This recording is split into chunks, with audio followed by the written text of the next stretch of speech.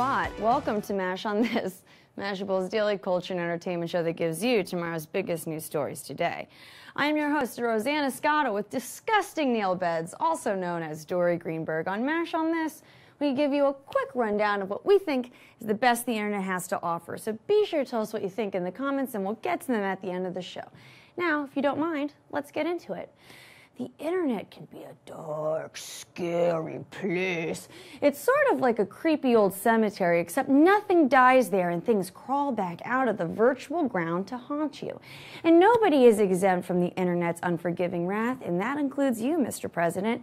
Yesterday, journalists discovered that the Trump regime had deleted the president's infamous press release from 2015 that called for a ban on all Muslims traveling to the United States. In fact, every single press release from before January 1st, 2017 has been deleted from donaldjtrump.com. But just in every single horror film that's ever been made, the moment you think a spooky ghost or murdery zombie is gone, it comes back even harder. According to Russ Kick from the website Memory Hole, my favorite new name, every Trump-Pence 2016 campaign press release that was deleted this week has been backed up by the Internet Archive's Wayback Machine.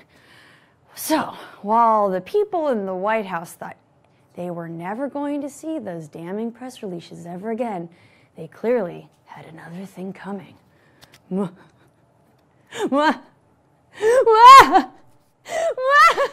Since Jimmy Kimmel spoke on air about his newborn son's heart condition and how it relates to all the healthcare discussions on Capitol Hill these days, he's gotten a lot of praise and a lot of flack. But the flack he got from Newt Gingrich is especially hilarious. Let's take a listen. The problem you have with humor in America today is that Hollywood is so enraged at Donald Trump that they can't be funny. All they've got is pure anger. And that's what's coming out in this stuff. And then they think it must be funny because they're called comedians, so they exhibit their anger as almost a pathology on late night television, and you're supposed to laugh because after all they're comedians. They ain't funny because they're too angry to be funny. Gee, I wonder why we're so angry. Maybe it has something to do with, I don't know, you. Listen, I don't want to, Newt Gingrich does know a lot about comedy. This is the guy who helped lead the impeachment effort against Bill Clinton for trying to cover up his affair while he was having an affair. That's hilarious. Come on. You guys, I cannot wait to have Newt teach my Humor 101 class at UCB next month. Also, during the opening monologue, Jimmy played this clip. Yeah. So now the healthcare bill moves from the House to the Senate, where hopefully some kind of common sense will prevail. One senator, Bill Cassidy from Louisiana, who's a Republican, came up with a barometer for the new health care bill that I happen to like a lot. Could you support a bill that allows insurance companies to cap their payouts to customers? As you present that, I asked, does it pass the Jimmy Kimmel test? Would the child born with a congenital heart disease be able to get everything she or he would need in that first year of life? I wanted to pass.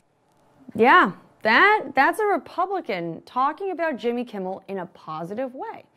Jimmy even brought Senator Bill Cassidy onto the show, where the representative from Louisiana talked about the kinds of things that the Senate hopes to change with this new health care bill. It's nice to see some amicable conversation go down between two people with opposing political views, and quite honestly, I'm looking forward to seeing some more of it in the future. Even though the industry of fully functioning self-driving cars is still in its infancy, that's not stopping some parts of the world from going Charlie's Angels 2 full throttle with the concept. It's reported that South Korea is building an entire city for self-driving cars, known as K-City. The $17 million project will feature an 88-acre facility, including a mock inner city, suburban roads, expressways, parking areas, and bus-only lanes. According to the Korea Business Times, the idea is to let companies test self-driving tech in a repeatable way, without the hard-to-get permits normally required to test vehicles on Korea's public roads. Expressway testing will start in October 2017, with the rest of the facility opening by mid-2018. K-City will be the world's largest faux city, beating Michigan's 32-acre M-City facility. So, if you want to experience some form of the future in the now, just head to K-City, kick your feet up on that dashboard, and let the car drive you where you want to go. In other tech news, Amazon's Alexa is getting a new makeover. Today, the e-commerce giant unveiled its newest device, the Echo Show, its first smart speaker with a built-in touchscreen.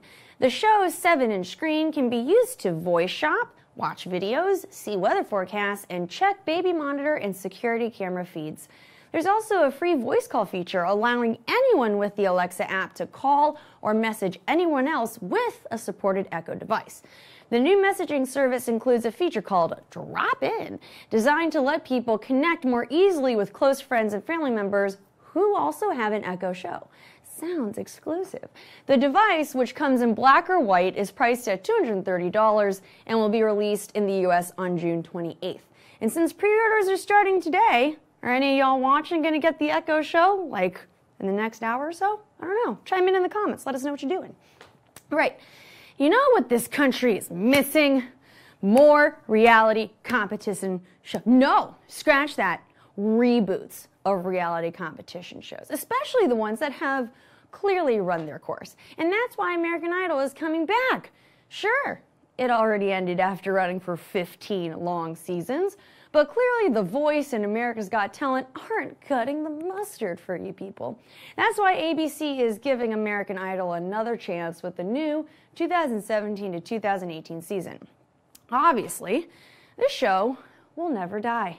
Just like Dancing with the Stars and The Bachelor, these shows will go on forever and ever, ever, ever. Dory, snap out of it.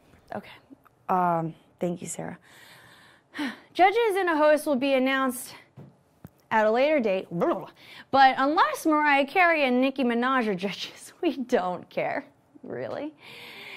It's amazing what can happen when teens apply themselves. Do you remember the young man named Carter Wilkerson from Nevada who was trying to get 18 million retweets in order to get a year of free Wendy's chicken nuggets? Well, not only did he reach 18 million, he flew past it, going on to break the all-time retweet record for Twitter. Try saying that fast, I bet you can't.